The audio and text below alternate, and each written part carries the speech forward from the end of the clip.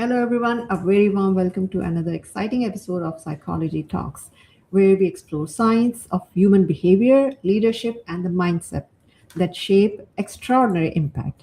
And today, I'm so honored to have joined by Chris Hallberg, founder of Go Expand, a business strategist known as Business Sergeant and recognized as top 50 leadership and management experts by Inc. magazine. Chris began leading teams at very young age in both military and civilian police, and he now helps entrepreneurs transform their business mindset using military-inspired principle. So, welcome, Chris, to Psychology Talks. Thank you for having me on your program, Embry. I'm happy to be here. Thank you so much. I mean, I was looking forward to this episode because it's very different. Like people usually talk about business and entrepreneurship, but your perspective coming from military background would be really interested, and I think that would be very much interesting to hear to listen by our audience as well. So yeah, I was looking forward to it. I gave a very brief introduction about you, but just tell us about yourself, that how you started your journey, what struggles you faced, and what led you to military, and after that into the business and entrepreneurship. Yes, well, let's go way back. Childhood, high energy. They call it ADD now. I spent the majority of my school years in the hallway or the principal's office. I was quite the politician, friends with everyone, really hard time focusing. Didn't do well in typical topics, but art and science and music and geography, the things that excited me, I would get A's in, but math or reading or some of these other English, not so well. So like really understood early in life that I had a lot of extra energy, and not everybody appreciated that much energy. So I had to kind of find my place. And I did that through sports early, and then activities. Was very extroverted. So student council officer, DECA president, president of the Thespian Society, spending, half my day in school doing the arts, really strive for some structure. So I found that the Army National Guard was a great way to be like, ooh, that looks cool. I want to go do that. But I don't know if I want to commit to the full-time Army for 5 or 6 years. So let's get some college money. Let's experience some things. And I did that for 9 years, and it was an amazing experience. I went to a lot of leadership schools and really blossomed under the structure and opportunity of the military. So I got to take those verbal skills and put those into practice as a military police sergeant, and then ultimately as a corrections officer, and then a deputy sheriff, so civilian law enforcement. So that was kind of my calling, was to help others and use all that energy to fight the forces of crime and bolster the forces of good. And that's where I spent my time in uniform, my whole 20s, basically, late teens and early 20s. I got all the uniforms in 1999 in my late 20s. And got into sales management, became a sales executive, and then became a business owner several times over. I sold my last company back in 2011, and I've been helping other CEOs and their teams scale their businesses ever since. So I'm a people person. I was joking the other day in session, all-day session, strategic planning with clients, and they're like, man, you can just talk all day, like, it's 4 or 5 in the afternoon. I've been going since 9 o'clock in the morning. I'm like, don't you get tired? Like, you ate half your lunch. Like, what's going on here? I'm like, guys, I just love this stuff. If I could do this every day, and I would. So having that boundless energy and having teachers say, Chris, you need to be quiet. No one wants to hear you talk all day. And now running all day strategic planning sessions gives me a little smile that the teachers were wrong. Like they are many times. And my message to young people is, do your thing and find a vocation that not only satisfies you, but is compatible with your personality and your energy units. So there's a lot of people with low energy and high energy positions, and there's people with high energy with low energy positions. So this was something I figured out if you found your fit, your puzzle piece opportunity, you'll never work a day in your life. And that's kind of how I feel right now. I feel blessed to help people and give it my all, and have that be valuable to other people feels great.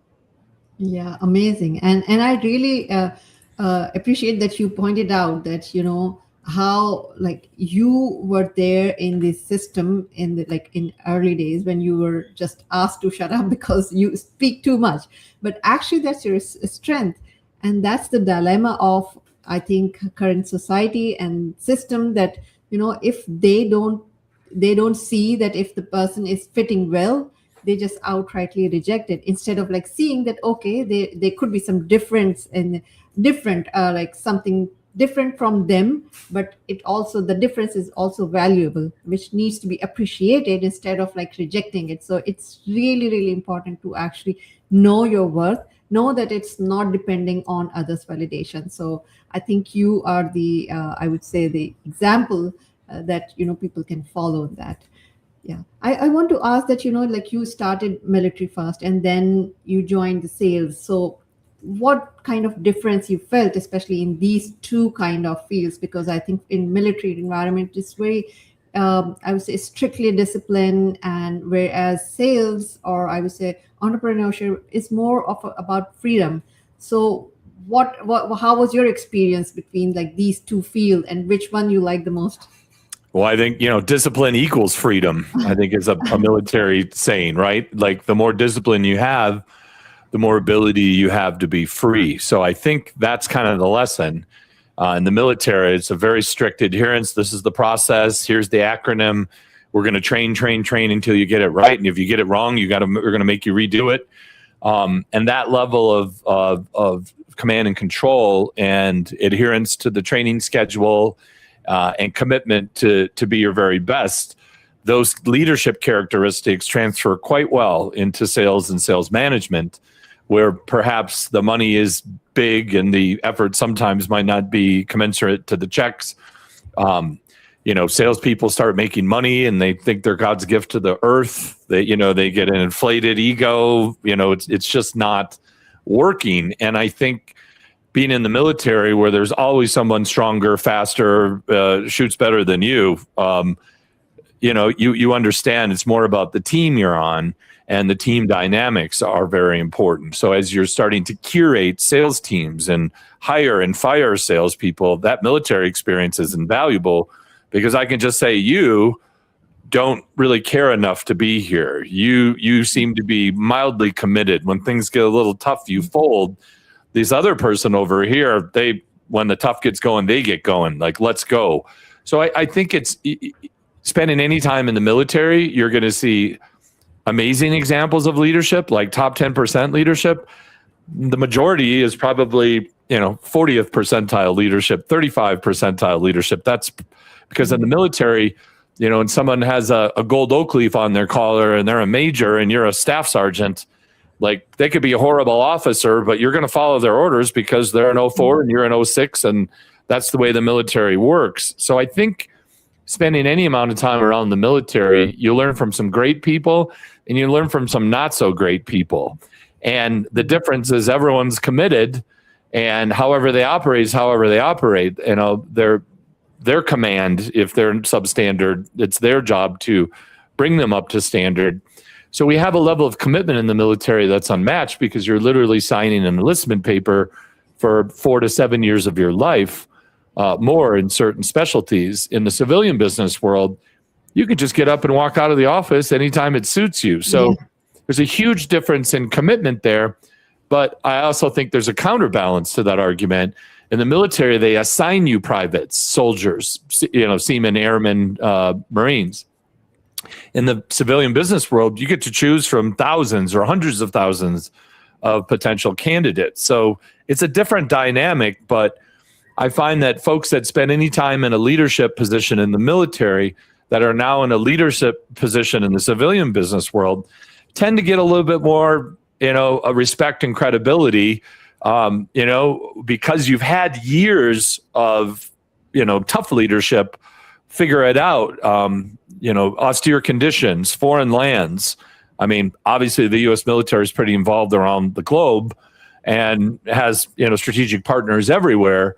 But they're also the finest, most professional military ever known. And considering that last operation in Venezuela, like who's able to do that? That was kind of an example of months of planning, millions, maybe billions of dollars in technology and timing, the weather, really a flawless operation that could only be pulled off by a tremendously professional, committed force.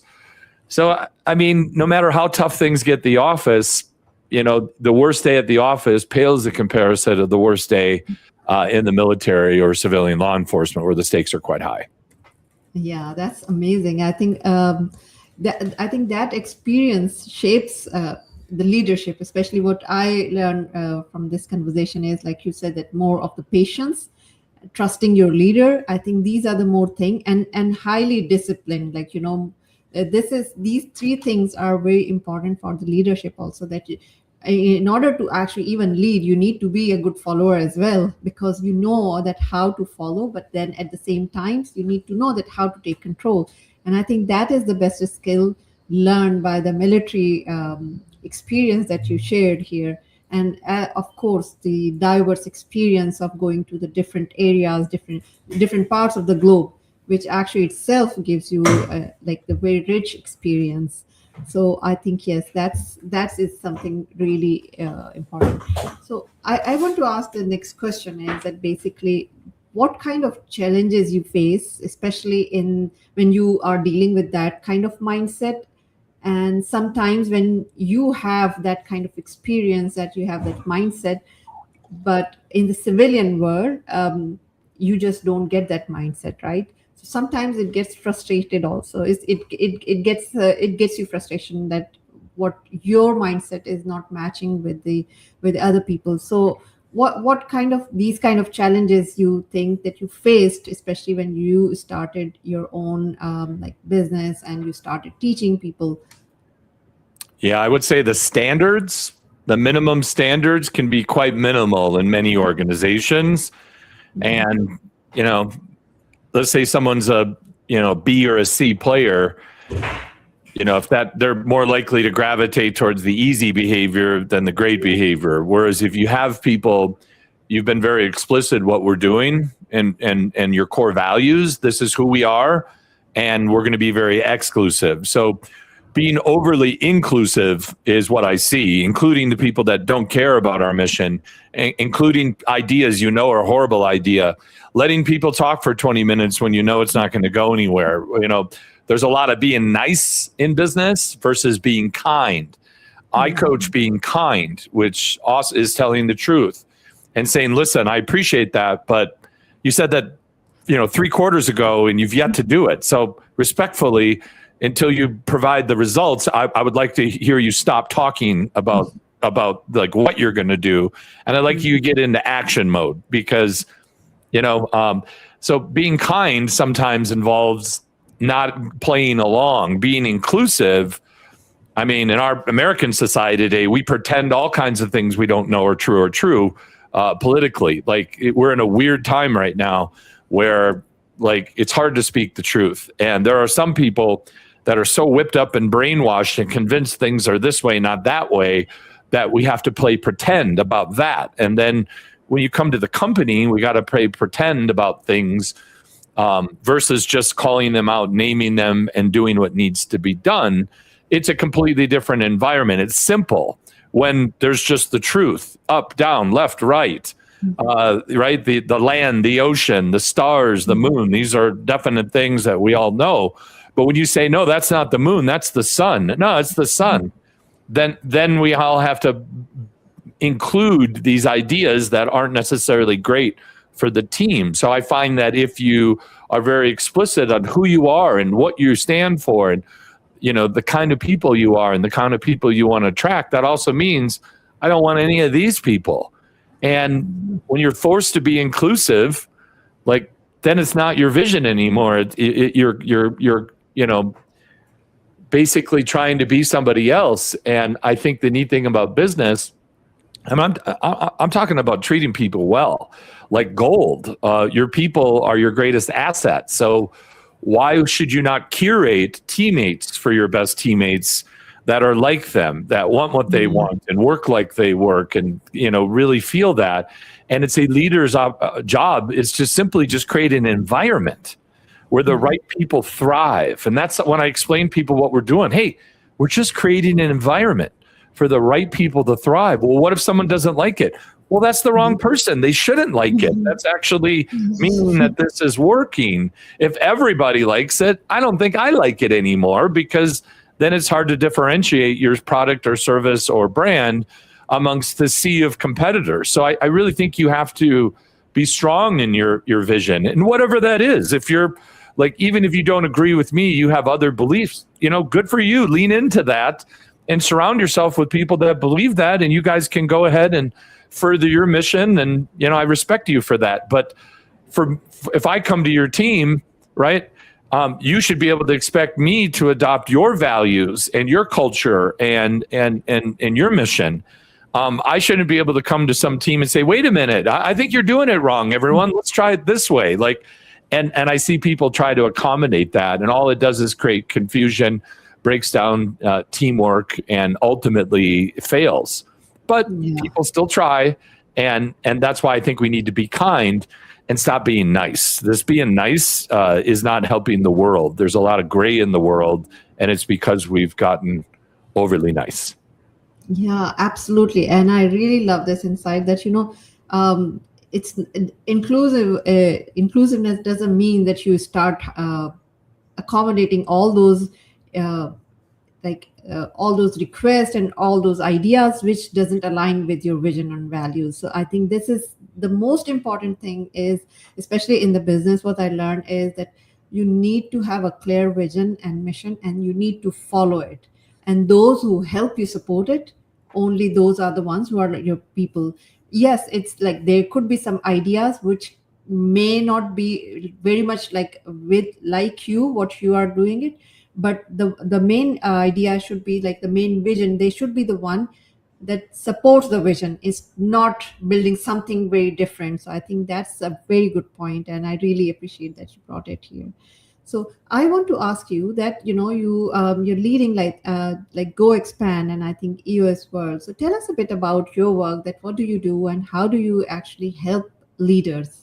Okay, great. Yeah. So right now I'm involved in three things. As the crazy visionary with ADD, one thing hasn't cut it for a few years, and I'm really excited that the work I do is all central around helping teams, basically get past themselves, coalesce, and execute well. So what I've been up to, I sold my last company in 2011 and did some CEO coaching for a few years, had some mixed results.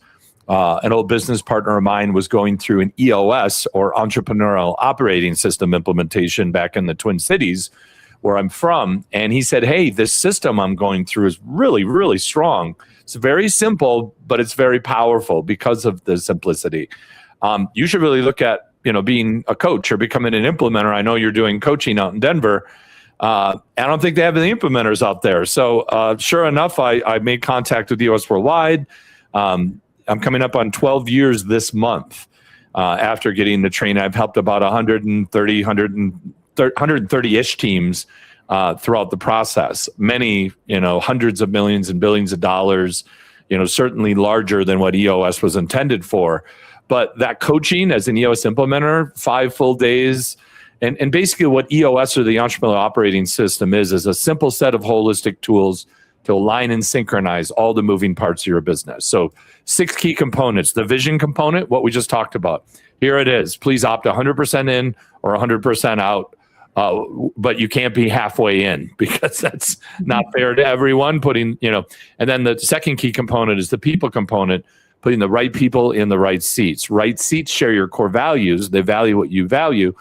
And right seats means they GWC, get, want, and have the capacity. Got to have both. If you have one or the other, you don't have it. When all the people are the right people in the right seats, 90+%, you have a world-class organization. And we're not fighting each other. We're fighting competition in the outside world. The third key component, is the data component. We need to have some measurables, right? Some scorecards, some ability to track numbers so we can get better.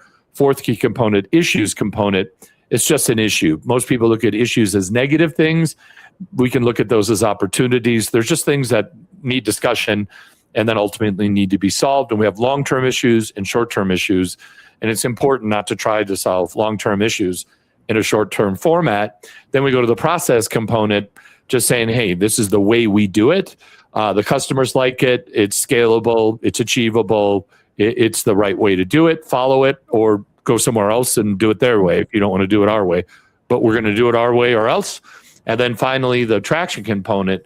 That's bringing the rocks, the 90-day world. Dr. Covey's terms rocks, those big priorities, initiatives outside of the day-to-day. When done, give us a new capacity, capability to be better in the future. So changing the wheels on the moving bus, the 20% of your time working on the future, while 80% of the time is working on the business you actually have. And then those ratios change as you go down the organization. As you're more tactical, less strategy time. As you're an executive, obviously, more strategic time. And then we have a meeting pulse. Most businesses meet too much. So we have a one meeting a week kind of a thing, and wear your helmet and pads, be prepared. And you don't have time for a bunch of meetings because you have you need to go execute the larger commitments you made. So those 6 key components in a company's ability to be great really determines their place in the lexicon or the order of business, I should say. And I've seen teams, near extinction, near death financially, revive them. I've seen good companies become great companies, great companies become world-class companies. So it's just simplifying and naming and defining and then curating a team using proven systems. EOS was created by my good friend Gino Wickman about 20 years ago. And there's a book called Traction. Get a grip on your business. I highly recommend that. It'll change your life. If you have more than, say, 10 people on your team, that will change your life. You can thank Ambreen for bringing that to you, because it is a book that is a nudge between one CEO to the other. You got to read this book. It usually comes with a very strong, it changed my life kind of thing. I'm not overselling that book from Gino.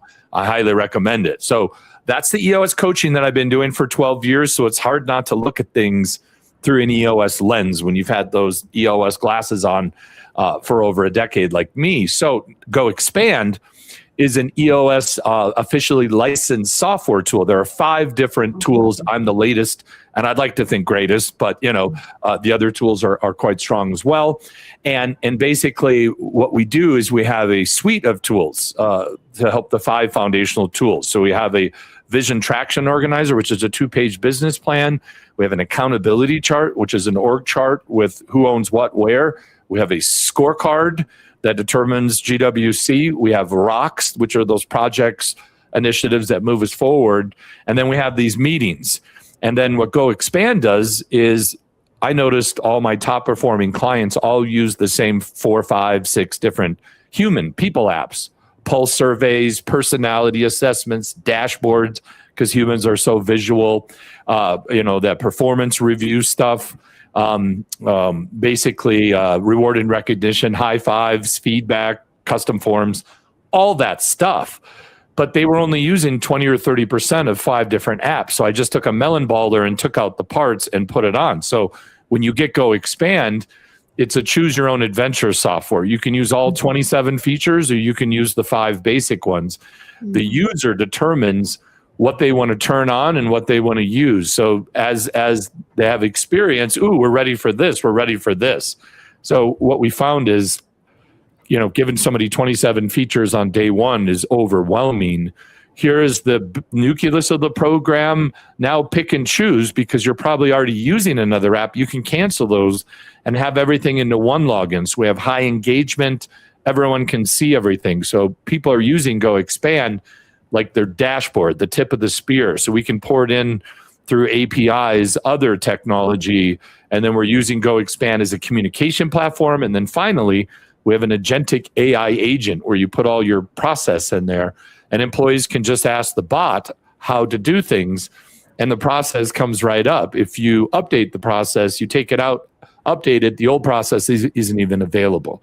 So it's just a bunch of different tools that my very best performing clients all seem to use. So I just kind of curated those and gave those to any team to use, so they don't have to worry about it. They don't have to figure it out. My teams have already figured it out.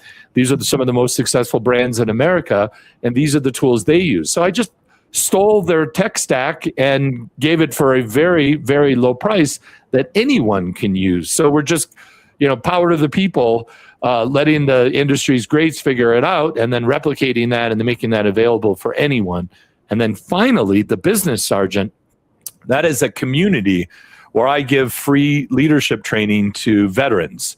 And we kind of fill in the blanks. The military, especially special operations veteran, my business partner, an integrator, president of the company, is a special forces operator. Spent 24 years in the U.S. Army Special Forces as an officer. Just an incredible human and can solve any problem. So we can place Green Berets or Navy SEALs or Army MPs into companies, and then as a placement fee. So we're a veteran-powered recruiting company, but we actually train our candidates and our community on business skills. So they harness all their military skills, and then basically we place them into veteran-friendly companies, and then they experience the halo effect of an amazing leader. And it's much easier for someone with 20 years of world-class leadership experience to learn what a company does in 1 or 2 quarters, call it 90 to 180 days, than it is to take your very best leader wouldn't survive a week with my guys. So it's a really interesting that my military training I'm giving back to the veteran community that gave so much to me, also enabling by placing these amazing heroes into leadership roles at companies. And of course, I'm recommending they do EOS at the company. So, and then use Go Expand software to keep it all together. So the 3 things that I spend my time doing are all kind of the same thing and focus around that same thing of helping teams get more of what they want from their business with the right people in the right seats, and leveraging veteran know-how, ingenuity, and world-class leadership wherever we can. So you can see my mission, even though I'm doing 3 things, is very focused on that same thing. Wow, what an amazing work you're doing! Literally, making a community, giving them the right tools, and the tools are also seems to be very comprehensive, covering all the aspects what actually all the business needs. So I'm sure that all those of your clients must be very, I would say, empowered in their work, and they are geared to success in their fields as well. So it's amazing the way you're leading all these 3 areas of your business, which are of course this combined by one mission and one vision. So this is really amazing. I want to ask that I know that when I was giving the introduction, and it was that you are seen or recognized as among the top 50 Inc. leaders. So tell us that how you achieved that recognition. Well, I think it was good PR. About the same time I was launching my book, my PR team was out looking for, lists and validation. And I think they failed to get me on every, inconsequential list they could, but succeeded on getting me on, at the time, the mother of all lists. That list has just actually been recast this year, and I'm not on it. Yes, but basically, there's a whole new crop of people bringing awareness to it. But back in 2014, the editor of Inc. magazine was kind enough to include me on that list, and that was a great honor. I'm not really the number 9 leadership and management expert. I don't believe that. I just wake up every day not to embarrass the real one. You know what I mean? It's a great honor, but at the end of the day, there are so many wonderful leadership and management experts out there. To rank them is kind of hard to do. It's very subjective, and at the end of the day, my style and who I work with, and back to those 3 opportunities. The coaching I do myself. That's not something that I can delegate. The software, I have a software partner who builds software professionally. They run that.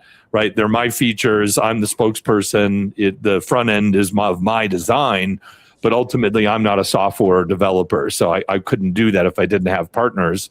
and then the business sergeant, I have Michael, my integrator, who runs the community and the recruiting and the team building. We do events. So if you wanted to like ride in a helicopter and do special forces type things in a business environment, team building, that's the kind of stuff we like to do. It's a lot of fun. But again, I get to just be me. So my advice is to your listeners is to find out what you love to do. I love to create. I love to support.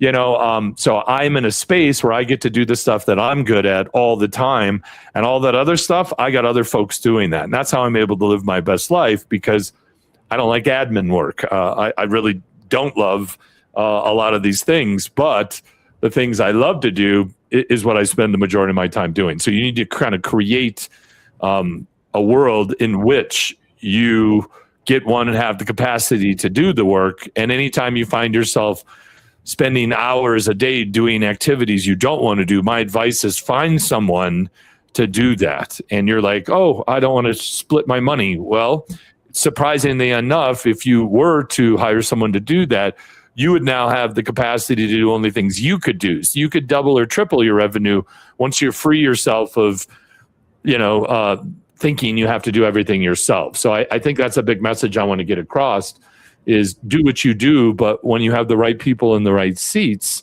and they're incredibly able people, I tell my clients, you should be pinching yourself that's your team. If you don't feel like you should be pinching yourself, you're not there. Keep going. And right now I feel like I'm, taking my own advice for once and have the right people in the right seats. And I'm very excited about that.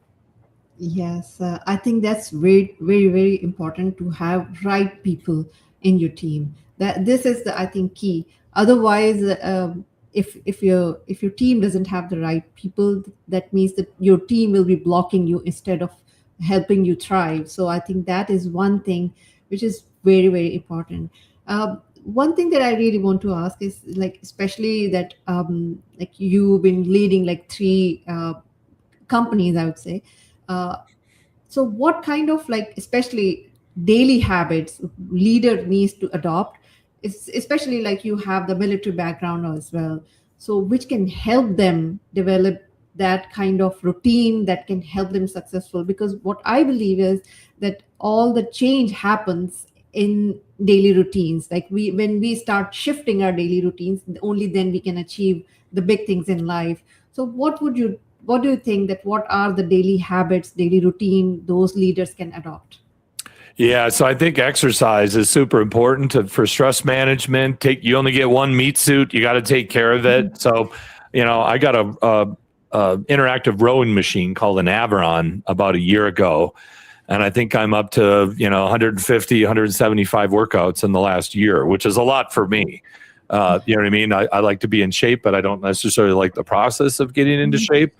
So having an interactive screen in coach classes or competitive or game, it tricks you into exercising because it's fun and there's some community there.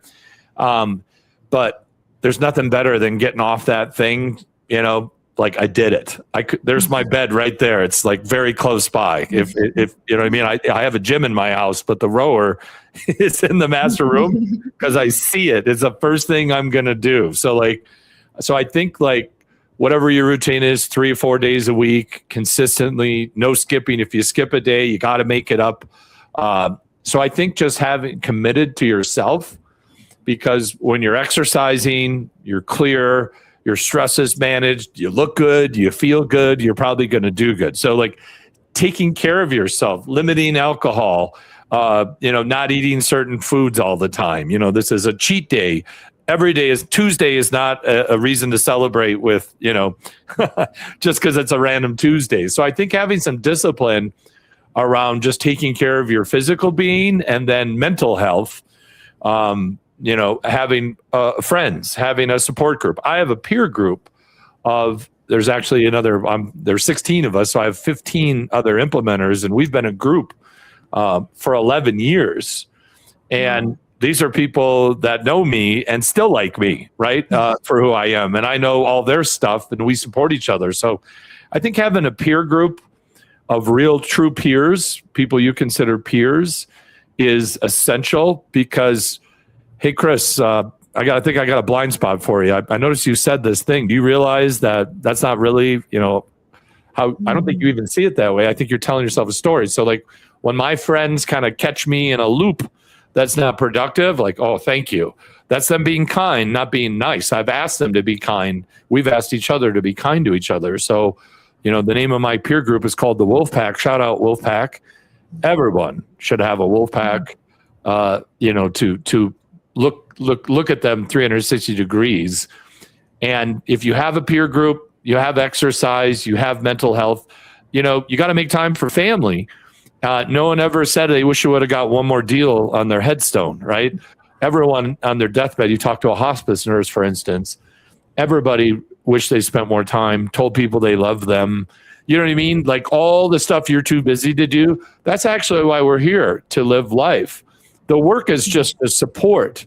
I earn money to create opportunity to have these experiences with my family and my personal life. If I'm willing to cancel a vacation to get more money, like I have definitely gotten things in the wrong order. So having said that, I'm due to schedule a vacation, and I need to do that because if you don't schedule your time 6 months, a year in advance, you'll say yes, you'll accommodate someone else's life, and you won't live your best life. So whatever you're working for, I'll just call it your number one, your family, your community, your team, whatever your number one is, like you got to put it number one. And that means work, and all the other stuff around that is number two or a higher number, and not to reverse those. Yeah, absolutely. Absolutely. And what I actually, if I just summarize what you say, this is the first thing is the first priority is ourselves. Like we need to take care of ourselves, like physically, mentally. Then we need to take care of our work as well, with not alone, with the peer group. And because that is something, this is very interesting and very great advice, because what I heard from a lot of people, especially entrepreneurs, that at the top it's lonely, because when you reach at the top you need to have that support. And as you rightly said, that they help you to actually to see what you can't see, to help you actually see your blind spot. There are lots of behavior which we are not able to see ourselves, but they can help us.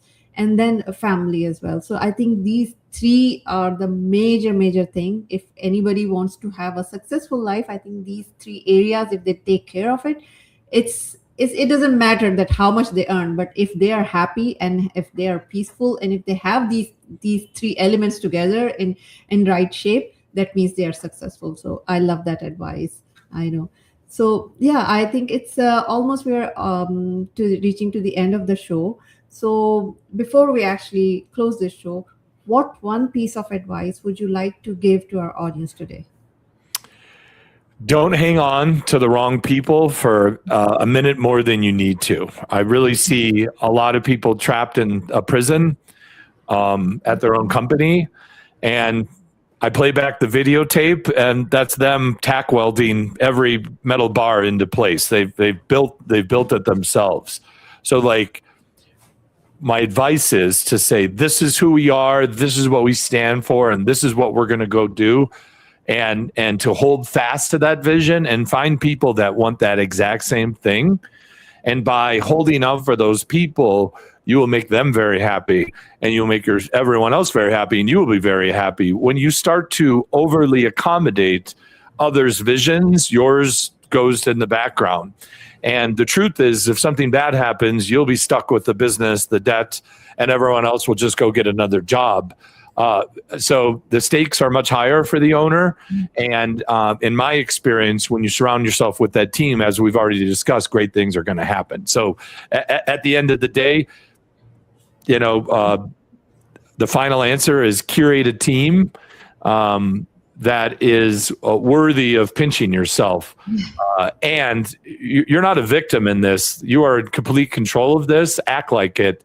And start to remove the wrong people who are disruptive and stealing joy from the rest of your company. That's the kind thing to do.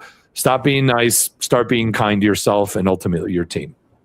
Love that advice. I think this is the most important thing, to surround yourself with the people who help you achieve your goals and your vision in your life. Absolutely love this.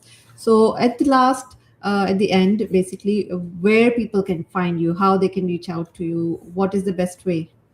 Yeah. So connect with me on LinkedIn. Would love to connect with your followers on LinkedIn. Just Chris Hallberg. Yeah. Chris Hallberg, EOS Worldwide is one place to find me. Chris@goexpand.com is another email. And then Chris at BIZSGT. So if you need military people, it's business sergeant. If you need software for your operating system, it's Go Expand. And if you need leadership coaching, that's me at EOSworldwide.com. Okay, amazing. I'll already shared your websites and your links in the comments, but I think I'll also share the email address so people who can easily find you, or who can even, if you want, if they want to get in touch with you, they can just email you. So, anyways, thank you so much for your insights. It was an amazing conversation, and I'm sure our audience must have enjoyed a lot. So, thank you so much for joining. Thank Thank you. you very much for having me on. Thank you.